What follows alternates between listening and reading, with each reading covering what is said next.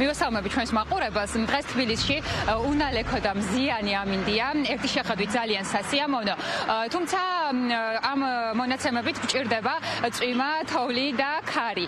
მე გეტყვით, რომ დღეს თბილისში ძალიან კარგი ხარისხის მაჩვენებელი ფიქსირდება. ხარისხის მაჩვენებელი ფიქსირდება. მე გეტყვით, რომ 6 ნოემბრიდან საქართველოს სხვადასხვა ქალაქში ჰაერი იყო მკვეთრად დაბინძურებული, როგორც ეს ყველასთვის ცნობილი არის, მიზეზი იყო სამხრეთიდან შემოსული უდაბნოს მტვრის ნაწილაკები, რომელიც მკვეთრად დაბინძურებდა ჰაერის ხარისხს. ეს მაჩვენებელი კი ჯანმოს მონაცემებით 2-3ჯერ აღემატებოდა ნორმას.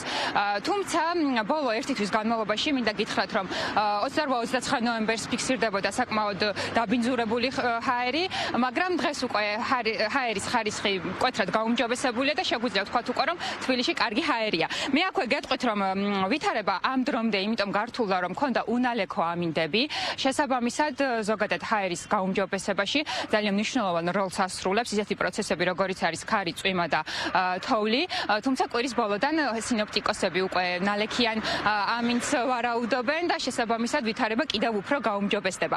როგორც უკვე გითხარით ახლა და თქვენ როგორც თქვით, ახლა ჩვენ ვიმყოფებით წერეთლის გამზირზე ატმოსფერული ჰაერის ხარისხის მონიტორინგის ავტომატურ სადგურთან. სწორედ ეს ამ სადგურის მეშვეობით ჩვენ ვიგებთ ვაკვირდებით ჰაერის ხარისხს.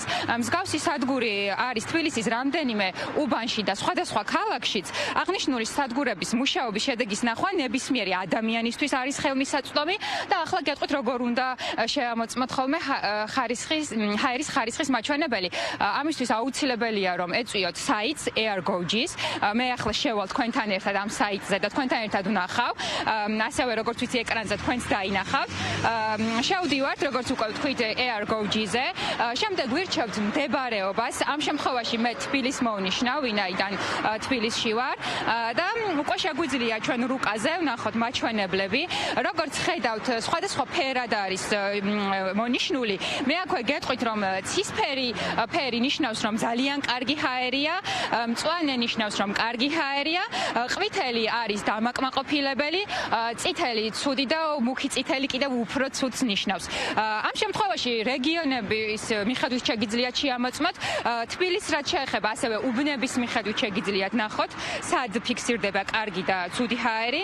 მე ახლა რადგან წერეთელზე ვარ, დიდუბეში გაჩვენებთ, შესაბამისად აქაც როგორც უკვე ვთქვით, ცისფრად არის, ანუ ნიშნავს, რომ ამ ეტაპზე ძალიან კარგი ჰაერი ფიქსირდება, ასე რომ ნებისმიერი თქვენგანისთვის ყოველთვის არის ხელმისაწვდომი, რომ შეხვიდეთ აღნიშნულ საიტზე და თავად გადაამოწმოთ მონაცემები, თუ როგორი მაჩვენებელი გვაქვს ჰაერის.